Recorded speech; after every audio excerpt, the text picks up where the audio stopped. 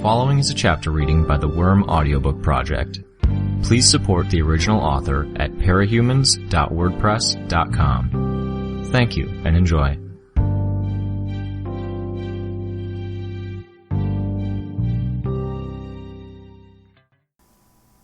Arc 29, Chapter 6. "Weaver," Cuff said. Her voice was pitched low enough that Satyr wouldn't hear. I turned my head her way to acknowledge her. Satyr seemed to be preoccupied, sitting on a stair, picking something out of a groove in his golden belt. Dried blood? "You're doing that crazy mastermind thing again," Cuff said.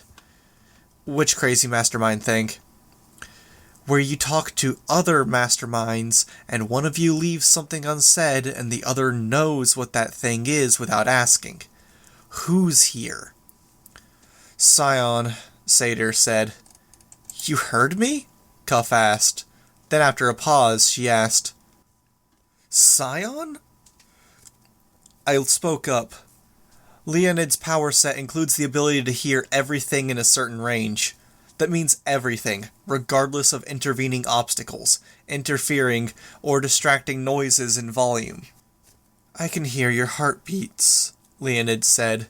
He was a lean, young 20-something with long golden hair and a mask with a lion motif.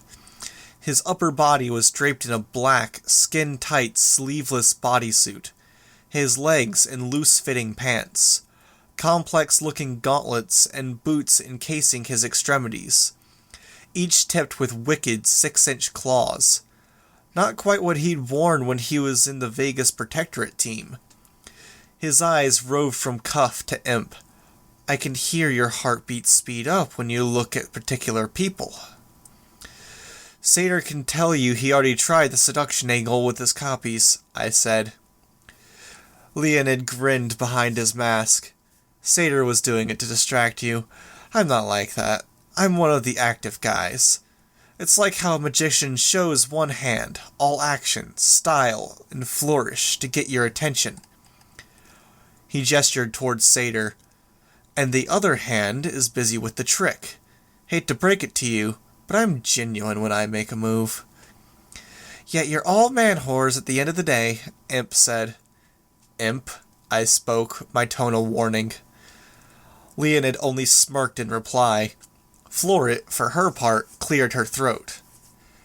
"You're from Vegas, right? Just 'cause you dress like a woman doesn't mean—" "Satyr," I said, cutting her off.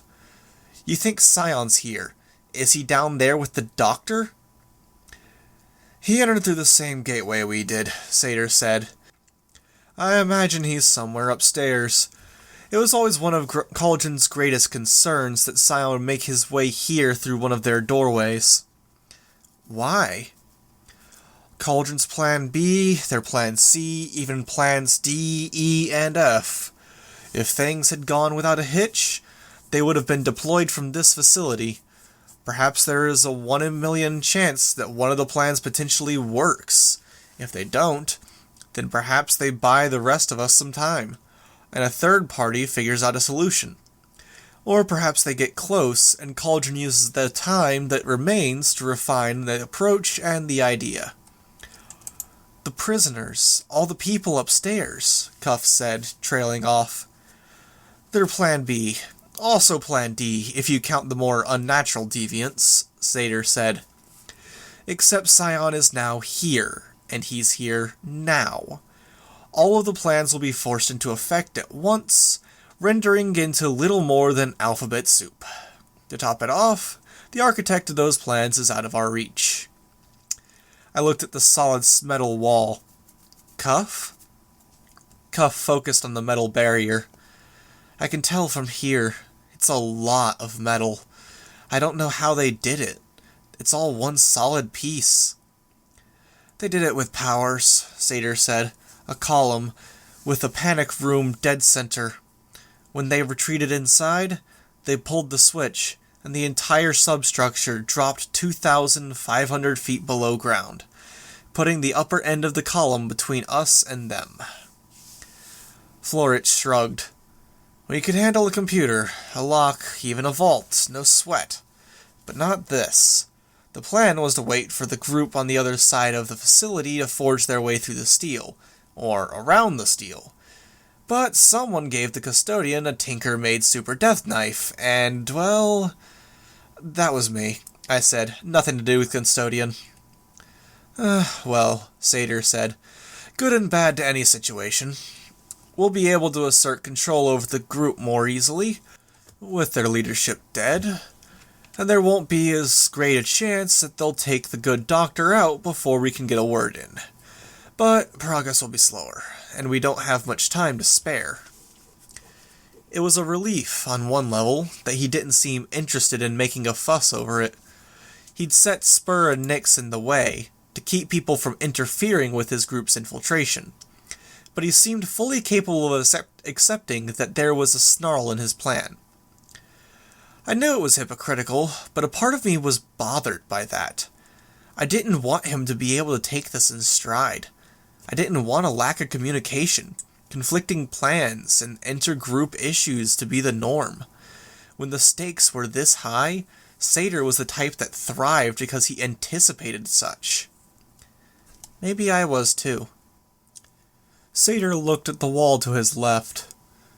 The remaining members of the Irregulars and their digging party have just arrived at the far end of this column. If we go up one floor, we can cross to the other staircase and make our way down to pay them a visit. Given that the group is watching their rear is compromised, I don't think we'll have any problems taking control of the situation. If we leave now and walk briskly, we'll arrive in 8 minutes, Floret said. My details person, Satyr said. Would you believe? My tone was as dry as I responded. Somehow I'm not surprised. Details would be Floret's thing. She didn't look it, with the bright pink hair, green roots, and a costume of metal leaves that left little to the imagination. Her costume philosophy was the antithesis of my own. But Floret wasn't a fighter, even less than I was. She could take a minute or two to create a bud. The bud would then unfold into a complex crystalline shape after a set time, or upon impact with a surface. They were limited in terms of their size, no more than a foot across, but they were rich in potential, with crude applications on the molecular scale.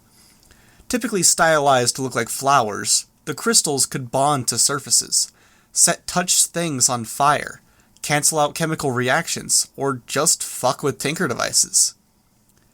As a teenager, she'd had a career as a roving lockpick for villainous heist teams, creating keys and fake keycards with cloned magnetic strips, to varying degrees of failure.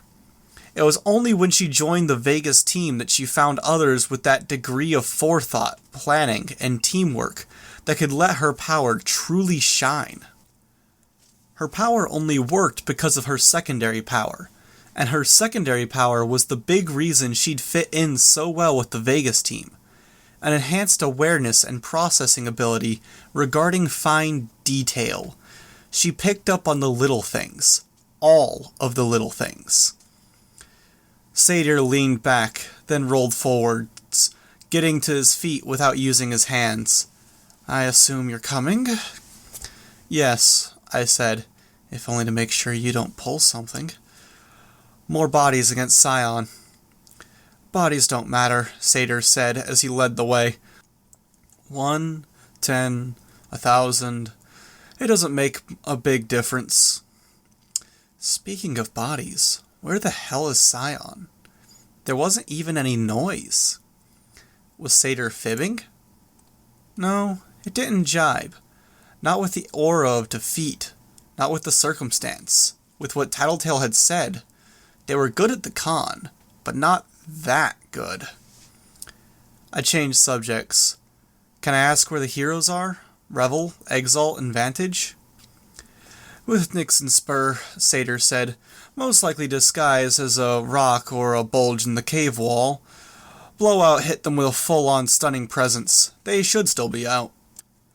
I see, I said, trying not to reveal how surprised I was. We'd walked right by the captive heroes. That wasn't of the big issue. Blowout was. He wasn't as stylish or attractive as the others, with a featureless mask that held a single eye at the brow, his head shaved. His armor panels had lights that slowly rotated from one color to another, like a chintzy car stereo, unassuming when he wasn't engaged in a fight. When he was, the lights would be flaring, muscles would be standing out, and there would be noise, shock, and awe involved. Blowout wasn't a tinker. He had telekinetically assisted strength, which meant that he was hoisting a car over his head. He was doing it with his mind more than his arms. The strength and durability increased with the size of the audience and the reaction he got from them. His secondary power was the effect he had on his enemies, feeding on the same reactions that fueled his strength to new heights, and leaving his targets stunned, reacting slower, taking longer to pick themselves up off the ground. On paper, he was case in point of what Leonid had been talking about. The hand that distracts while the other hand sets up the trick. But, as Florich suggested, it was something of a thing for Vegas capes to have secondary powers that were actually the real power in practice. Or maybe it was that Satyr tended to encourage a focus on the secondary powers, or a development of those same abilities. There was nothing on record about a long-term use of Blowout's power, like Satyr had described. It would be a card that he'd kept up his sleeve when he wasn't doing something behind the scenes with the Vegas capes. I was put in mind of a few of the records and events that hadn't quite fit. They'd checked, retroactively, for drugs, and found none. They checked for any remainder of Florich's creations, and again, they found nothing. But if it was Blowout, if he was the reason people had been left with amnesia, brain damage, and even brain death, then that gave me a bunch of new reasons to worry about the Protectorate heroes we'd left behind. A reason to watch our backs. I just had to wrap my head around how he might have done this so discreetly, when his power required the obvious and blatant. Satyr's duplicates, maybe? Did the copies count as a crowd?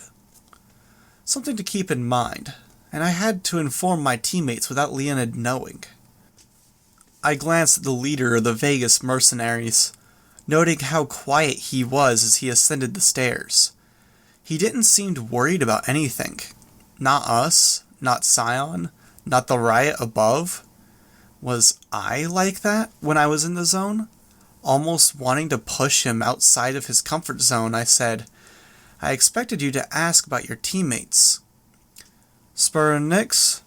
They're capable enough. If you've done something horrific to them, then informing me won't help us at the here and now. I'll have my revenge at a later date, all the same." "Fair," I said. No effect. I let Satyr maintain the lead of the group and determine our pace as we moved forward. He had eyes on the other group with his duplicates, and he had Florich passing information to him with the subtle sign language the group had adopted. It worked. If we arrived too early, we'd be interrupting the irregulars before they were through the steel barrier. If we arrived late, we'd be running the risk that the doctor would be killed. For now, I was happy to let them manage that aspect of the plan, while I focused on keeping an eye out for the inevitable stab in the back. It just didn't flow, their attitude now, compared to how they'd tried to cover their tracks earlier. I knew who they were, and I'd seen the records detailed the whole string of crimes, and I wasn't willing to believe they were playing ball with us. So I watched them, and Florich watched me, because her power was perfectly suited to following what my swarm was doing from moment to moment. "I don't like 'em," Rachel murmured in my ear. Emp leaned in to join the conversation, adding, "You do know that Leonid can hear everything that's said in a certain area around him. There's no point in whispering," as if she hadn't just found that out for herself. "I don't like 'em," Rachel said, full volume. That's not what I meant," Emp said, a little off guard. He's arrogant, he talks too much, and he acts like Tattletale does when she's trying to pretend she's not in a really bad mood, Rachel said. It's a rare thing, Satyr said, for someone to leave me speechless. I can tell you that virtually everyone comes to like me when they get to know me.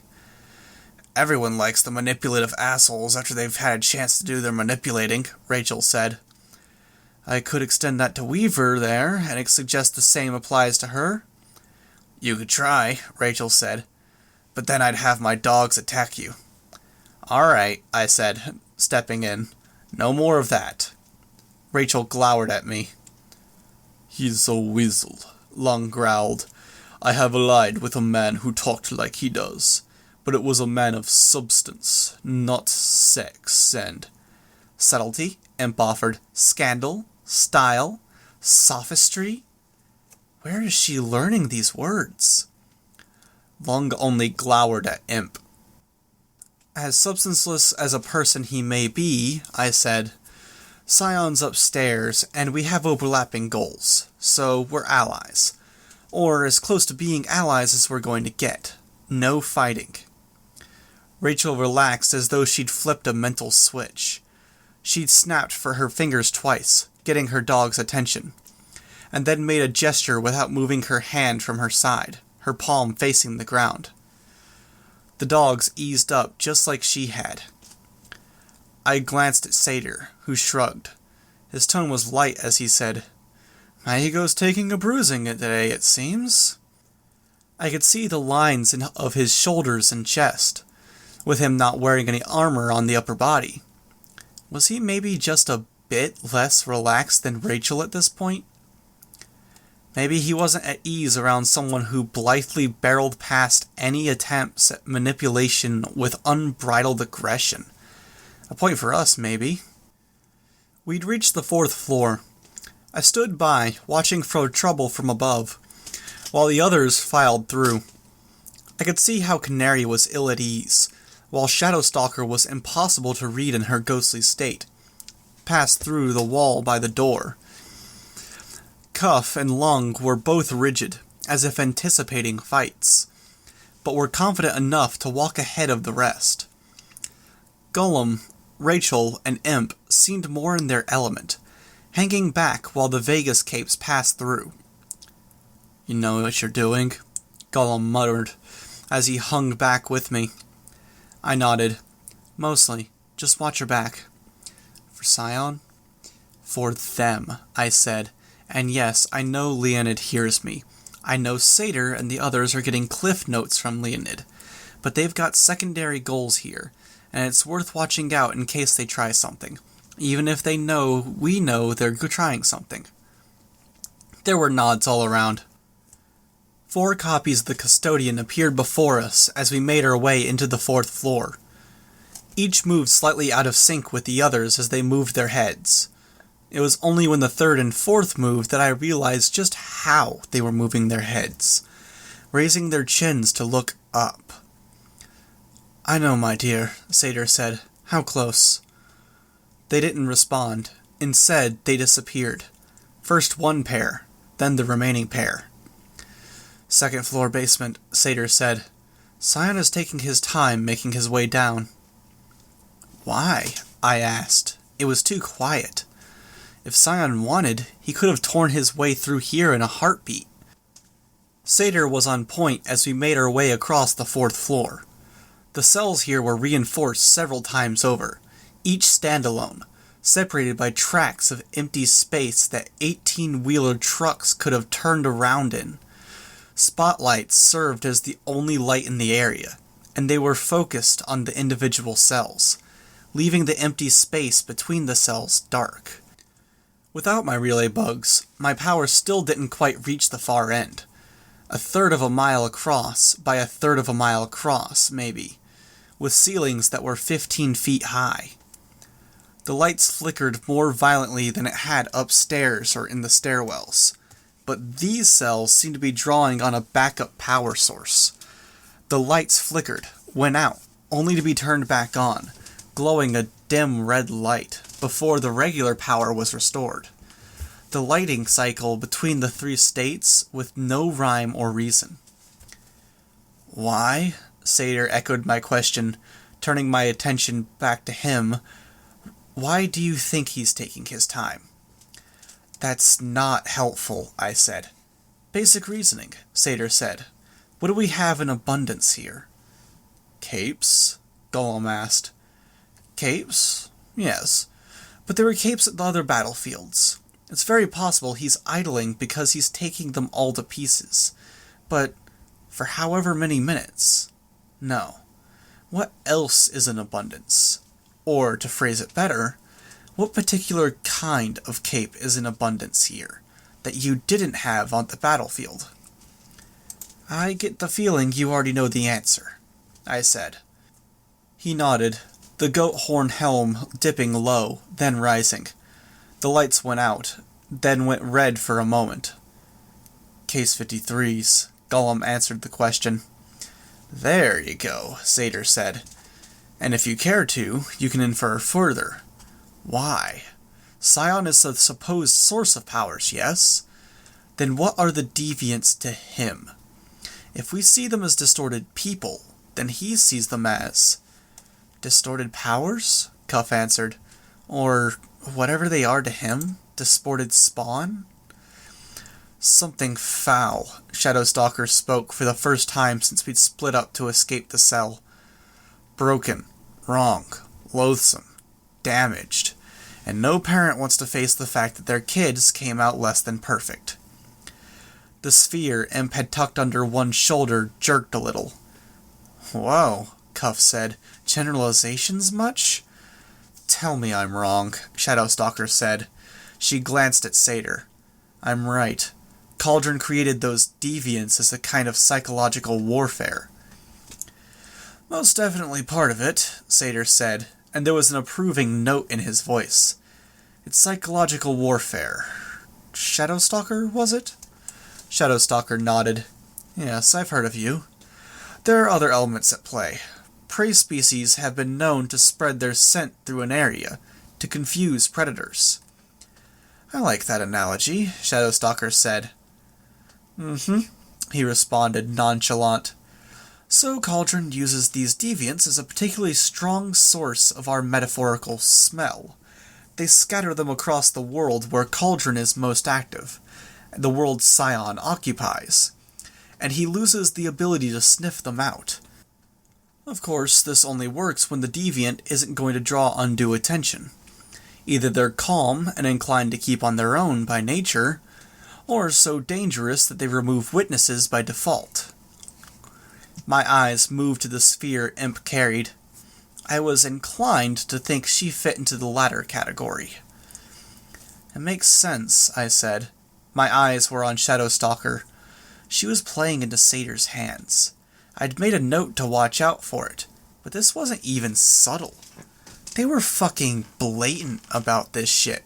Relentless. Which probably worked for them, because it eventually worked. They found a hook, an angle, maybe played it in a more subtle way, or they'd just taken it and run with it. And it was all controlled, all managed, keeping it at a level where I couldn't call them out without it looking like I wasn't willing to play ball. That was fine on its own, but it put us on a bad footing. I didn't want to be in the middle of a brawl if and when Scion made a sudden appearance. Cauldron capes have, according to reports, gotten responses from Scion. A pause, a momentary break in pattern, even, some say, a feeling of aversion. Powerful Cauldron capes achieve better results. The deviants even more so. And if the effect scales up as Cauldron thinks it might, the extreme deviants will get an even greater result, while having powers that may have some effect on him. Which makes a lot of sense, I said. They're a smokescreen, maybe, except there's a hole in that theory. There is, Satyr said. He could wipe them out in one shot, Gollum said, the first to connect the dots. He could shoot them, and shoot through the floor if he wanted to. Exactly right, Satyr said. Do you know why he isn't? I asked. I have guesses, nothing more, Satyr said. They just found a way of combining their powers. They're breaking through the column more quickly than I thought they would. We don't have to run, but maybe hurry a bit. We stepped up our pace. He's on the 3rd floor, Satyr said, floor above us. How do you know? Shadowstalker asked. Custodian. We've crossed paths, as my group ran some errands for the good doctor. I think she likes me, even. I hadn't noticed the custodian, but I wasn't positive I would have seen her if the appearance was brief enough. What's on the 3rd floor? Flora asked. I haven't been down there. The ones with names. Any cape they deemed interesting enough to keep in research. Not many left. I think they scaled down on those to focus on other things. Not many left, meaning there wasn't much standing in the way between us and Scion. If Satyr's group wasn't playing us, I was less sure than I had been. Supposedly Scion above. Who's below? Who's with the doctor? I asked. Ask her, he said, pointing at Imp. I glanced at Imp, who shrugged. In the sphere, Satyr said. There's a button on the bottom. If you depress it, you can rotate hemispheres. Counter-clockwise, please? Clockwise opens it, and I'd rather not die. Imp looked my way. Go for it, I said.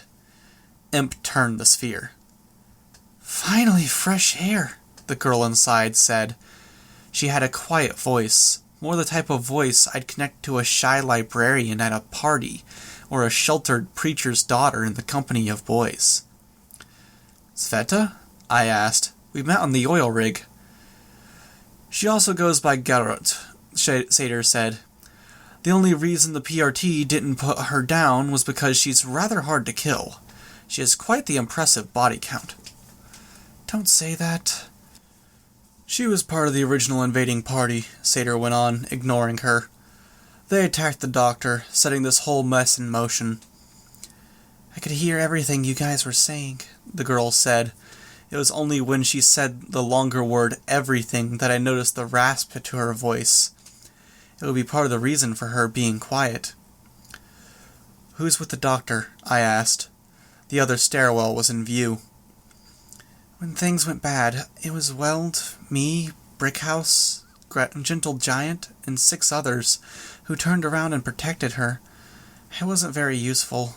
She trailed off. A second passed. Need a bit more information, Satyr said. I'm hurt, she said, and there was a plaintive note in her voice. She sounded more like a canary than a Shadowstalker. Not quite the voice of a killer.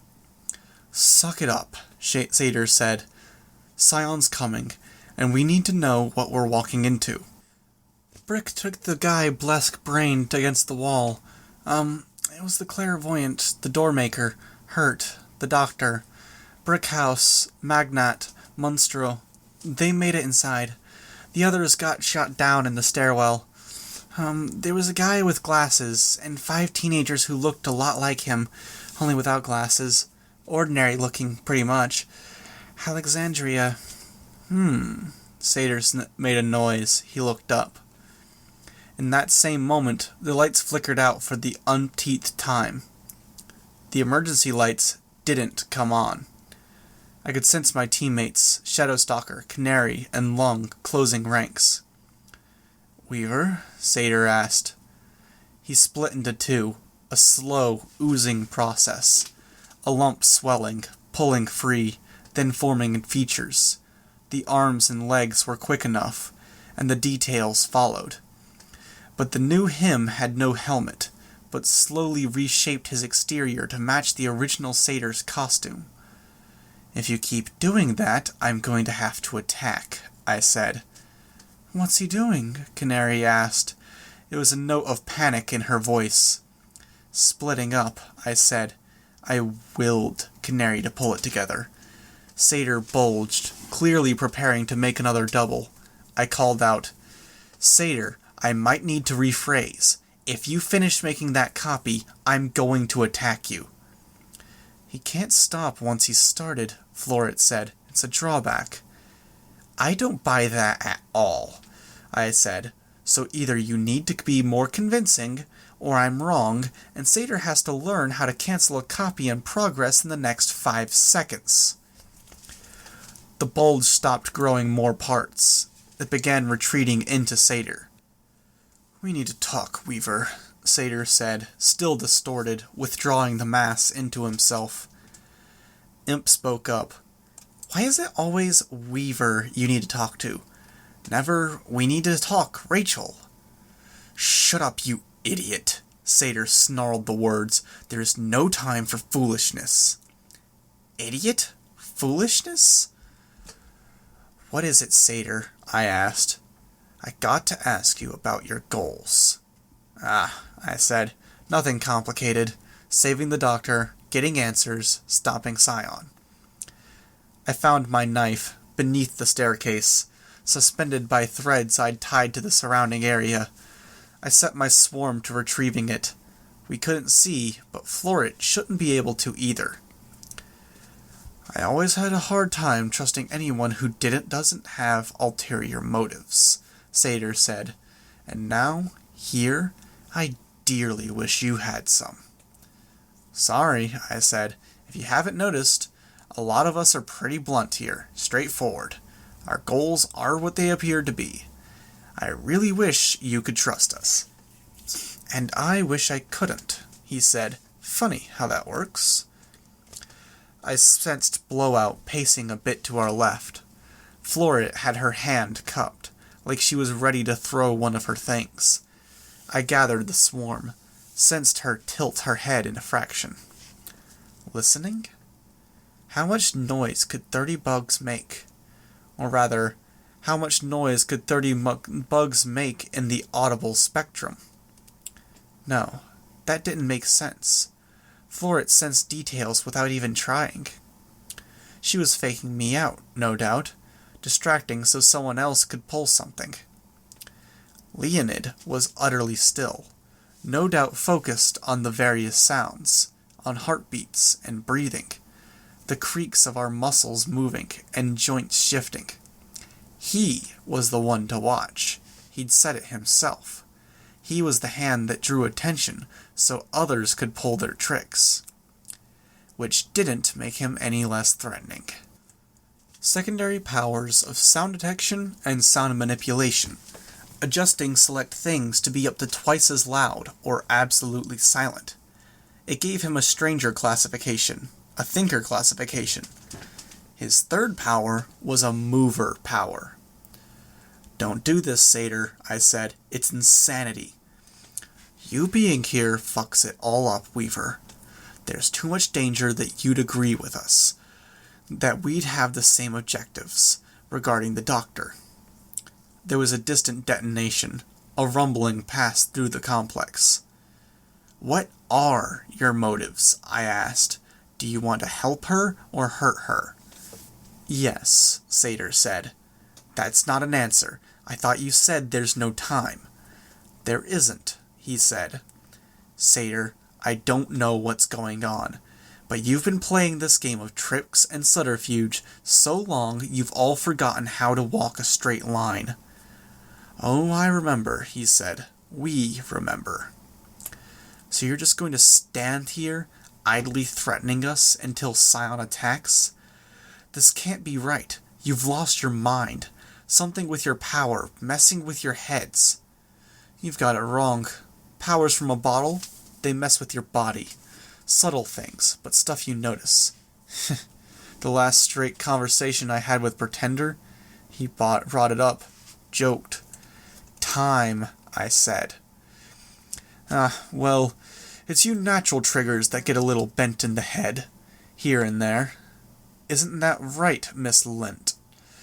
My heart dropped out of my chest. I closed my eyes. Yeah, Rachel said, her voice quiet. I clenched my teeth. That's right, she went on, a little louder. Shadowstalker, you too, believe it or not. I've seen your record, your attitude. It's not wholly your own. Bull. I've worked with worse. I could give you direction. Honestly, with this shit you're pulling now, You sound fucking crazy. Shadowstalker and I are agreeing on this count, I said. Trust me when I say that's a bad sign. If we're going to resolve this, it'll have to be soon, Satyr said. You keep doing that, I told him, telling us how little time we have, then delaying, forcing us into a corner. Another half chuckle, wry. You're not making any sense, Satyr, I said. He only offered another short laugh. You want us to fight you, to stop you. Probably for the best, he said. No, it's not, I said. We need help. We can't be distracted by... Enough of this, Lung growled the words. No, I said, but it was too late. Flames erupted around his claws. It cast light on us, on our surroundings. With the light, Florid could see my knife, off to one side. I hadn't been planning to use it to attack, but I'd wanted it in hand before we descended. She slung one butt at it, encased it in crystal. It hit the ground at the base of the cell, by a spotlight. Leonid screamed, double volume, and it was eerie, echoing scream that bounced through the area, each echo lower in pitch than the last. Not that he needed it to reach that far. Each echo of the scream coincided with a fraction of him fading out of existence, simultaneously phasing those parts of him back behind our group. Canary had started to sing, nervous, but Leonid faded in behind her, 2 seconds to teleport. Rachel raised her hands to her mouth to whistle. No sound came out. I turned, opened my mouth to shout, but Leonid had muted us. I pointed instead, but Canary didn't get my meaning. Rachel couldn't get her dog's attention with snaps or whistles. Leonid reached out with his claw, up to her throat, and Rachel tackled him, gripping his wrists. Canary was entirely unawares, up until one of them kicked her ankle in their struggles. Shadowstalker and Lung engaged 2 of the remaining Vegas capes. Blowout stepped in the way, protecting Florid. And through some unseen signal, some practiced maneuver, he knew to duck as she flung buds at the pair. One unfolded in the air, tagging Shadowstalker in her shadow state, and she crumpled. The other hit Lung, foot-long tendrils extending from his right pectoral to his right arm, binding to each. Blowout hit the tethered Lung.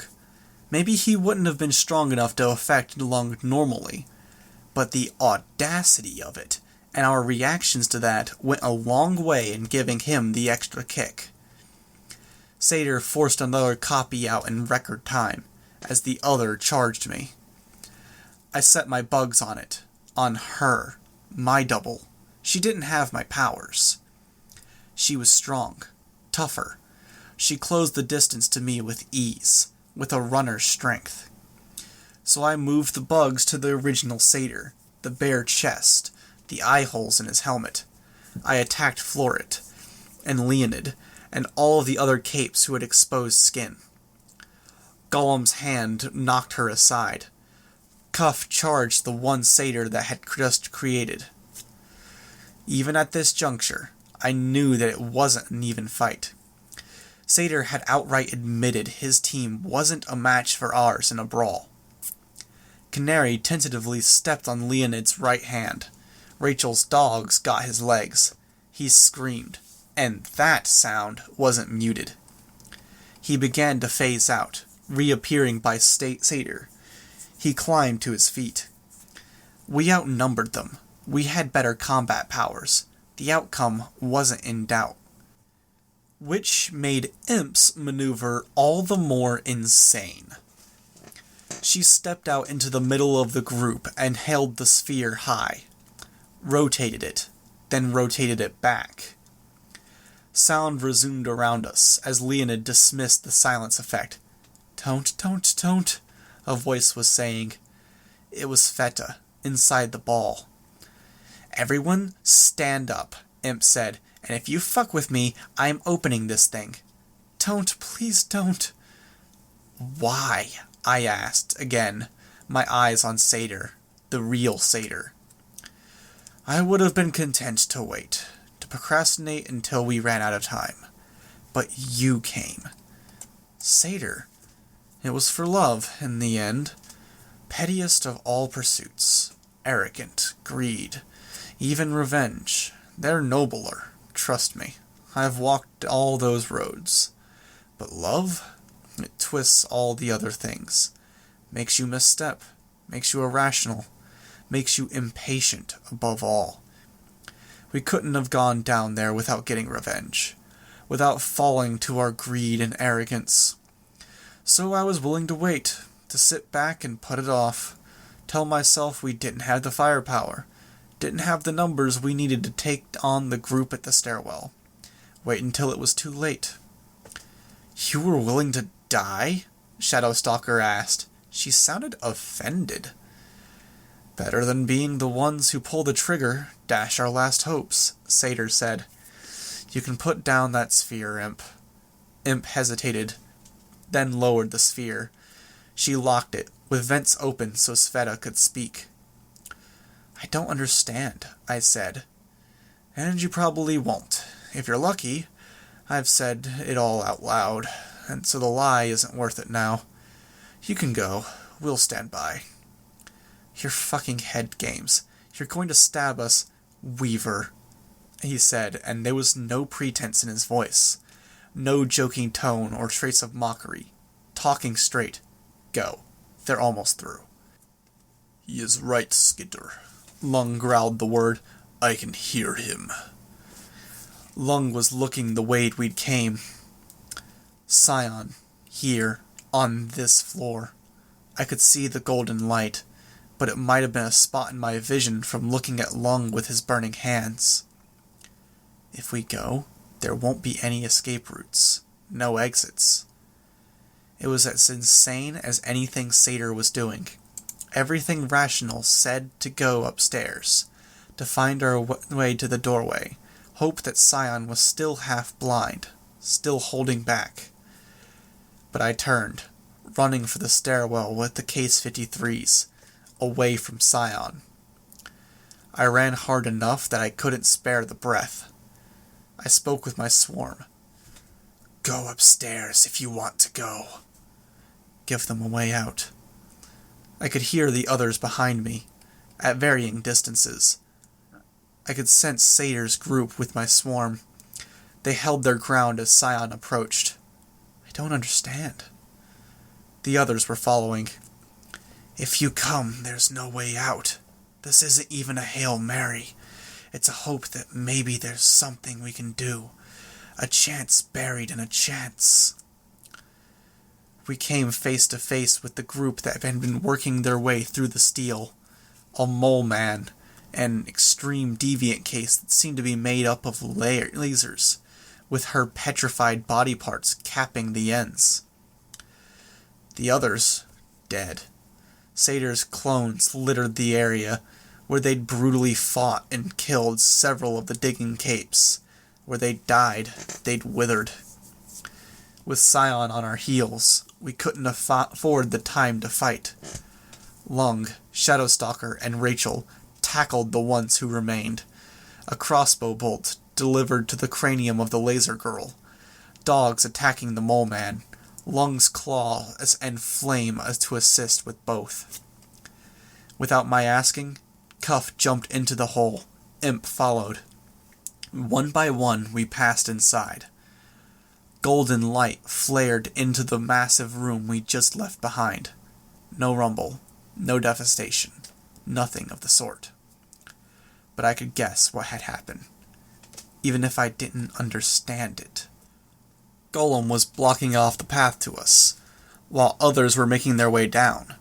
Lung, Canary, then Rachel and her dogs. Hands of concrete barred the way, and two larger hands extended from the column, fingers knitting together to form a fence. It wouldn't hold Scion for seconds, but it was something. 3 of us remained.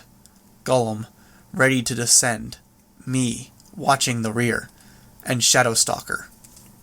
Our eyes met. She bolted, disappearing through the wall. I headed down, with Gollum following right behind.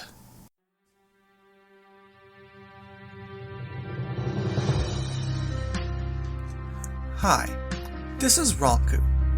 You just finished listening to a chapter from Arc 29, Venom, from the web serial Worm, by J.C. McCrae.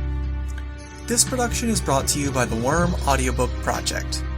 If you'd like to know more about us, or to volunteer your own services, please check us out at audioworm.rein-online.org. You can download or listen to every chapter directly from our site, or you can find us on iTunes or any podcast app under Worm Audiobook. Thank you for listening.